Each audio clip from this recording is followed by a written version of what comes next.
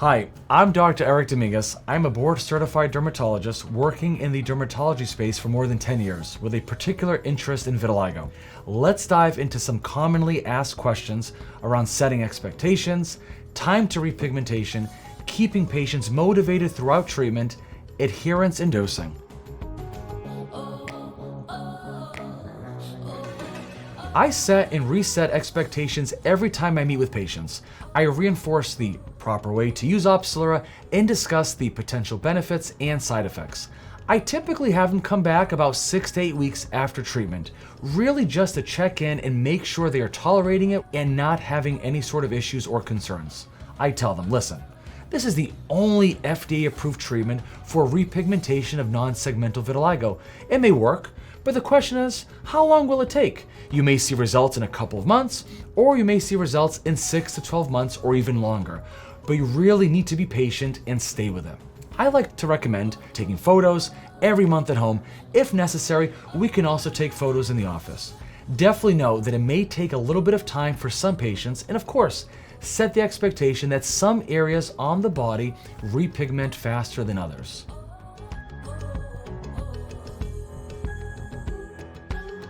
When I explain to patients how much OPZELURA to apply to their patches of non-segmental vitiligo, I explain that it should be a thin layer applied twice a day every single day, where they should not be able to see the cream on the skin once they've applied it. They should not be caking it on.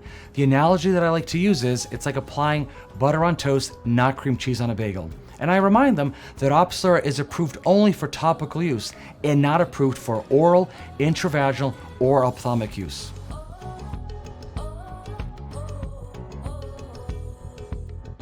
After reinforcing the proper way to use OPZELURA and discussing the potential benefits and side effects, I explain that the areas that have the most hair will repigment the best. Your face has the most hair follicles, so your face may repigment the fastest. Your hands and feet, however, are likely to repigment the slowest. Then other parts of your body vary to different degrees. But again, it all has to do with hair follicle distribution. Photos are one of the most important things I can recommend. Comparing current depigmented areas to photos taken prior to treatment can help patients see progress and stay motivated, because it can be a marathon and not a sprint.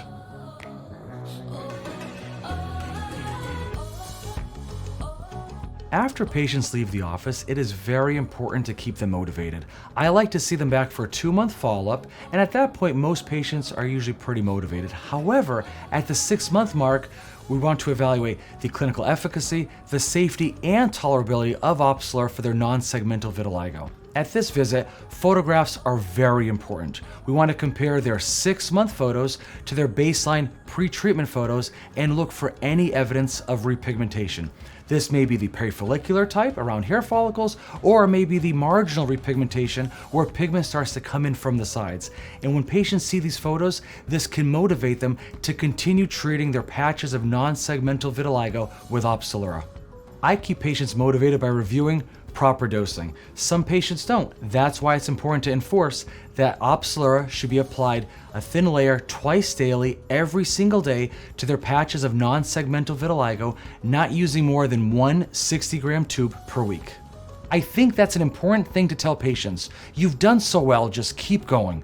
And I think most patients would actually be okay with that because they've seen the results.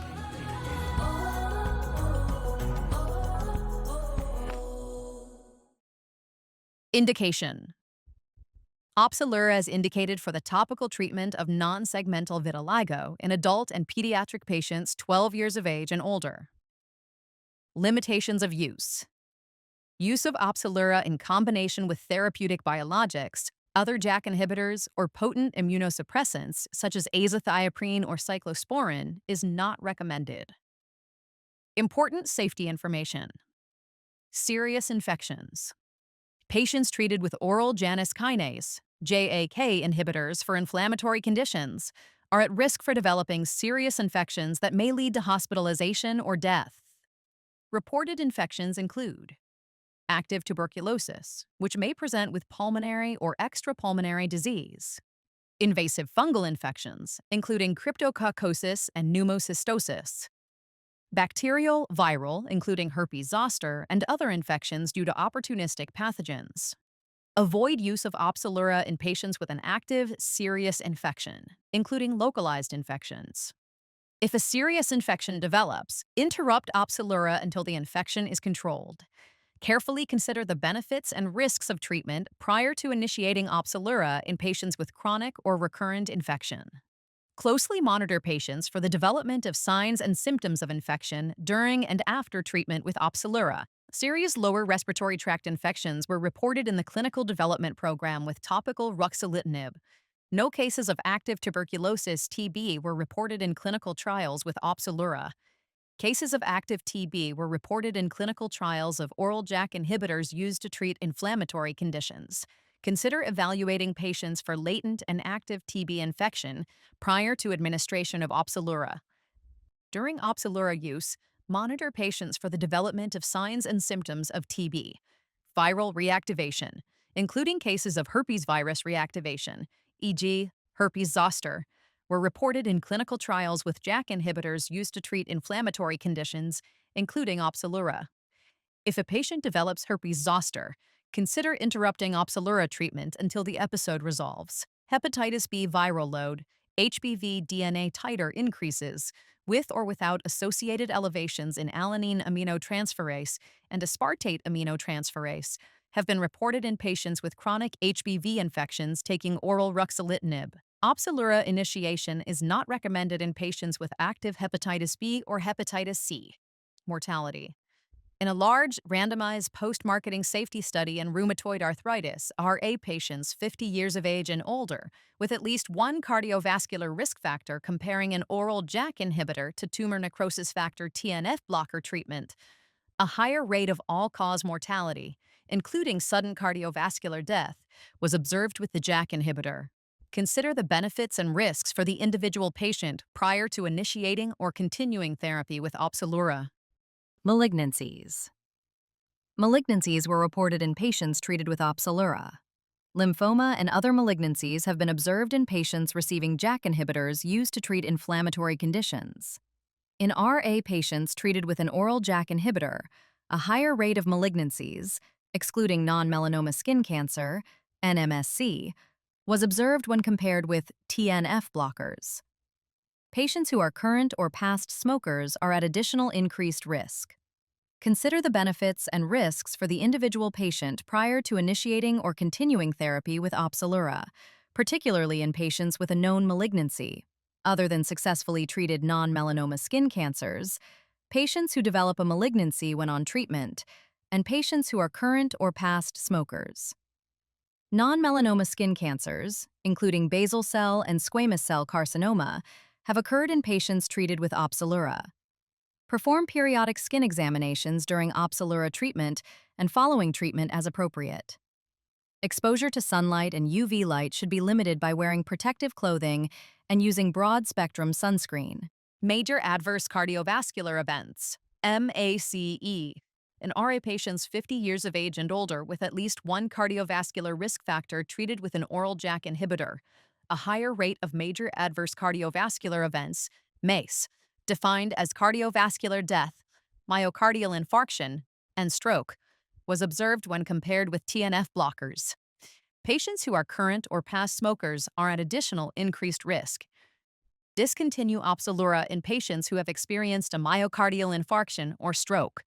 Consider the benefits and risks for the individual patient prior to initiating or continuing therapy with Opzelura, particularly in patients who are current or past smokers and patients with other cardiovascular risk factors.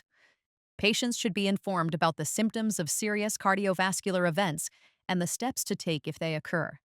Discontinue Opzelura in patients that have experienced a myocardial infarction or stroke. Thrombosis. Thromboembolic events were observed in trials with Opzelura. Thrombosis, including pulmonary embolism, PE, deep venous thrombosis, DVT, and arterial thrombosis have been reported in patients receiving JAK inhibitors used to treat inflammatory conditions. Many of these adverse reactions were serious, and some resulted in death. In RA patients 50 years of age and older with at least one cardiovascular risk factor treated with an oral JAK inhibitor, A higher rate of thrombosis was observed when compared with TNF blockers. Avoid OPZELURA in patients at risk. If symptoms of thrombosis occur, discontinue OPZELURA and treat appropriately. Cytopenias. Thrombocytopenia, anemia, neutropenia, lymphopenia, and leukopenia were reported in the clinical trials with OPZELURA. Consider the benefits and risks for individual patients who have a known history of these events prior to initiating therapy with OPZELURA. Perform CBC monitoring as clinically indicated. Discontinue OPZELURA if signs and/or symptoms associated with clinically significant decreases in laboratory values occur. Lipid elevations. Treatment with oral ruxolitinib has been associated with increases in lipid parameters, including total cholesterol, low-density lipoprotein, LDL cholesterol, and triglycerides. Adverse reactions. The most common adverse reactions, greater than or equal to 1%, are application site acne, application site pruritus, nasopharyngitis, headache, urinary tract infection, application site erythema, and pyrexia. Pregnancy registry. There is a pregnancy registry that monitors pregnancy outcomes in pregnant persons exposed to OPZELURA during pregnancy. Pregnant persons exposed to OPZELURA and healthcare providers should report OPZELURA exposure by calling 1-855-463-3463 or visiting www.opzelura.pregnancy.insight.com. Lactation. Advise women not to breastfeed during treatment with OPZELURA and for approximately 4 weeks after the last dose. Approximately 5 to 6 elimination half-lives. Please see the full prescribing information, including boxed warning and medication guide at opzelura.com.